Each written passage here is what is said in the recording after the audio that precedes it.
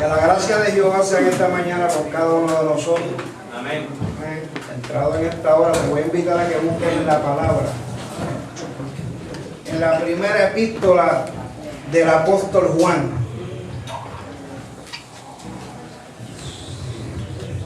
Ahí mayormente se predica. Primera de Juan, capítulo 4. Hay muchos concilios pentecostales, muchos evangélicos que dicen conocer la verdad de muchas cosas. Mas sin embargo, esa misma verdad hoy en día no es predicada ni es enseñada. Un hombre conocido como el apóstol Juan, primeramente fue discípulo. ¿Ven? Y en el capítulo 4 de la epístola de Juan, primera de Juan, dice así, 4, 19 y 10, dice: en esto se mostró el amor de Dios para con nosotros, en que Dios envió a su Hijo unigénito al mundo para que vivamos por Él. En esto consiste el amor, no en que nosotros hayamos amado a Dios, sino que Él amó a nosotros y envió a su Hijo propiciación por nuestros pecados. Si tú brincas al capítulo 5, versículo 5, nace una pregunta donde dice: ¿quién es el que vence al mundo, sino el que cree que Jesús es el Hijo de Dios? Escucha bien la pregunta. En la misma epístola, en el capítulo 5, versículo 5, dice esta pregunta: ¿quién es el que vence al mundo, sino el que cree que Jesús es el Hijo de Dios? Amén, hermano. Amén. ¿Me pudiste entender hasta ahí? Pues inclina tu rostro. Jehová Dios eterno, Padre de infinita gracia, te damos gracias, Dios mío, por tu amor, tu misericordia, y te damos gracias por la oportunidad que tú nos brindas de vida en este día, Señor. Hemos creído a tu santo evangelio, hemos creído que la salvación brota de tu presencia, pero creemos mayormente que tú eres nuestro Salvador, nuestro guía, nuestro Redentor, Señor. En esta hora rogamos que en tu gracia y en tu favor, Señor, esta palabra sea incrustada en la mente y en los corazones de cada uno de nosotros, Señor, que por medio de este verbo hecho palabra, la Biblia, se nos enseñe cuán grande es tu amor y cuán grande es tu misericordia, hasta qué punto tú pudiste, Dios mío, venir a la tierra. En el nombre de Jesús, amén, Señor. Siéntate. Gloria. La palabra del Señor. Gloria a Cristo Jesús. La palabra traducida hoy en día, en el pasado se conocía como verbo.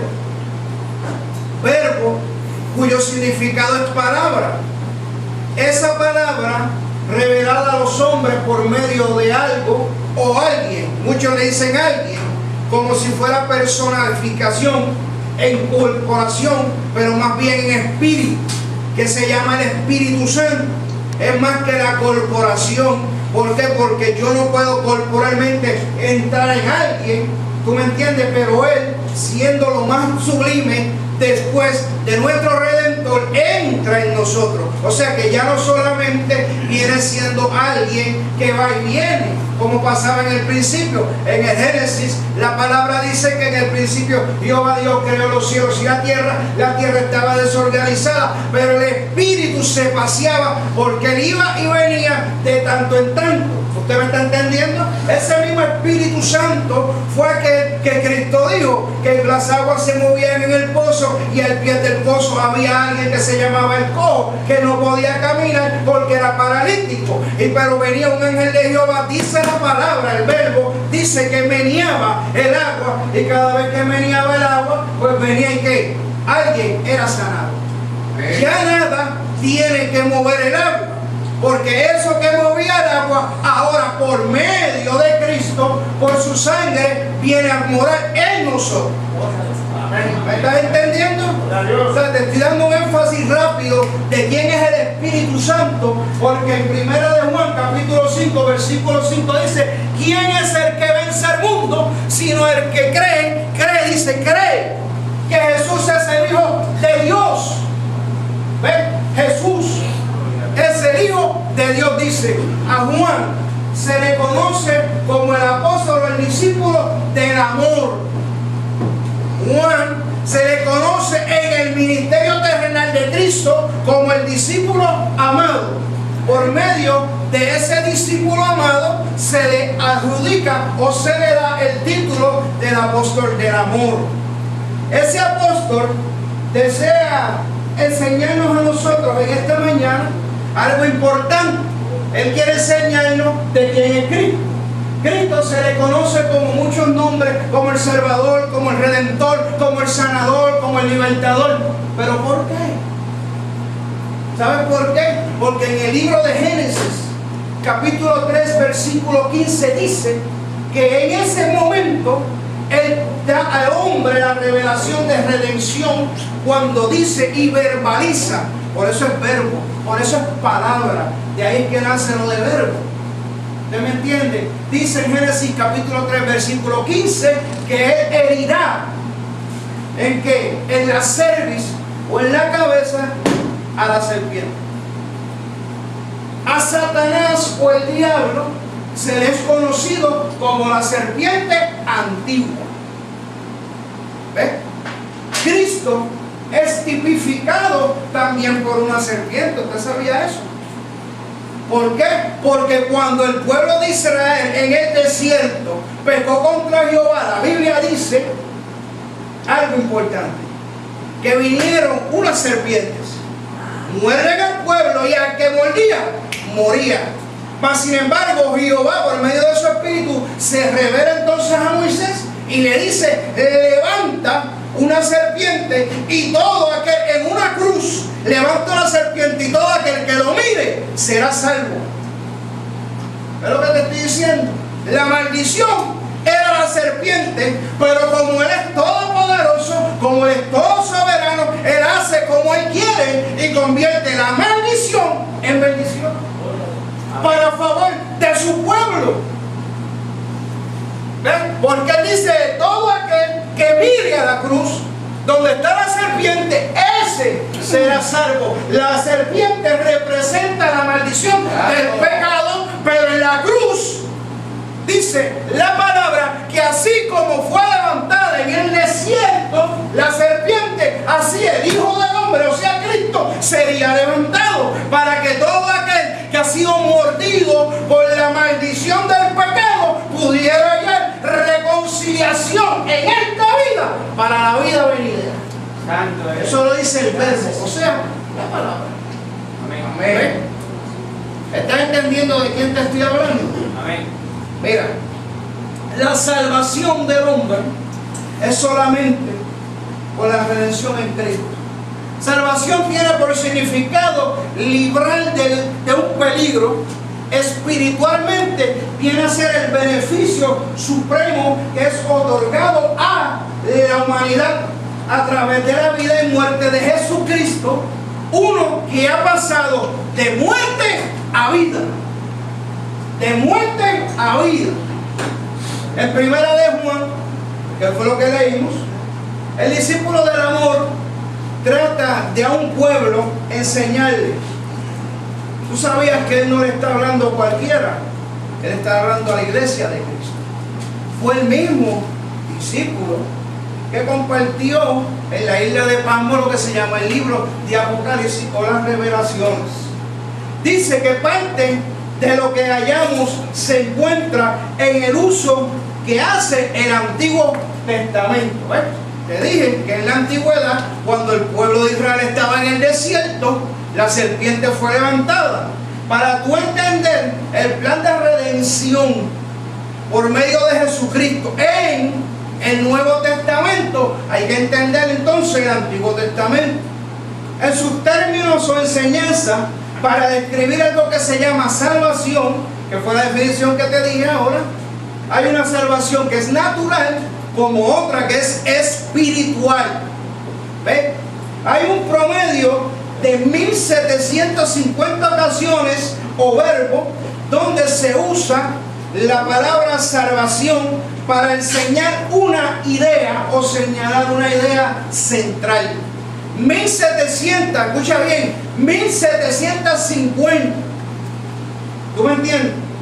Dice asimismo que señalamos dos palabras en lo que se llama el hebreo o el origen del idioma cuando es revelada la palabra o el verbo. Una de ellas, en ese verbo del original, es naxar y el otro es yacha. Naxar aparece 212 veces con el significado de libertador y rescatador. Eso es naxar en el hebreo. ¿Ves? Dice asimismo que con el significado de libertador, rescatador, aparece el libro de Éxodo. Vete a Éxodo, vamos para Éxodo. Capítulo 3. Capítulo 3 del libro de Éxodo. A Génesis y Éxodo. Éxodo, capítulo 3, versículo 8. Y dice: y he descendido para librarlos de mano de los egipcios y sacarlos de aquella tierra a una tierra buena y ancha, a tierra que fluye leche y miel, a los lugares del cananeo, del eteo, del amorreo, del fereceo, del heveo o del jebuseo. Escucha bien, capítulo 3, versículo 8. Y he descendido para librarlos de mano de los egipcios. El pueblo de Israel, dice la Biblia, que una vez que muere la descendencia aún de José, que era amigo de un faraón, el faraón en turno no conocía, dice la palabra, dice el verbo, que no conocía quién era José ni su descendencia. Por tal razón él oprimía más al pueblo, porque solamente lo veía como esclavo. En la oración del Padre Nuestro, Jesucristo dice que nosotros, por medio del pecado, somos deudores. ¿Se acuerdan cuando yo le enseñé eso hace 2 martes atrás? Cuando dice: Padre nuestro que estás en los cielos, santificado sea tu nombre. Cuando después que da la alabanza y la adoración le dice: perdona nuestros pecados, dice un escritor, pero el otro decía que perdona nuestras deudas. El pecado nos hace a nosotros deudores. ¿Ven? Cristo es nuestro Salvador, pero Jehová Dios de los ejércitos es nuestro Creador. Mira cómo es esto. El Creador queriendo reconciliarse con la creación, envía entonces a su único, escucha bien, a su único pago que él puede tener, a Cristo, para que entonces exista lo que yo te estaba diciendo, que es naxar. En naxar, en el hebreo, o en el momento de Éxodo, lo llama para librarlos de la opresión física del faraón. Egipto espiritualmente significa la tierra donde nosotros andamos en pecado. El faraón espiritualmente es aquel que oprime a la vida nuestra cuando estamos ahí. Pero ¿qué momento es opresión y en qué momento es libertad? Si el pueblo que estaba allí era el pueblo de Dios, era un pueblo pagano. ¿Usted nunca ha analizado esa parte de ese momento? ¿Sabes qué? Es en el momento cuando yo le digo al faraón que aunque yo diga servirle a Jehová, todavía quiero ser opresor de ti. Es cuando yo, por mis propias decisiones, le digo al mundo que me gustan los placeres bacanales. Es cuando yo decido vivir entre dos aguas y venir. Esa es la opresión del enemigo. Porque si el Egipto es el mundo, Nosotros no estamos exceptos de eso. Nosotros vivimos en ese mundo.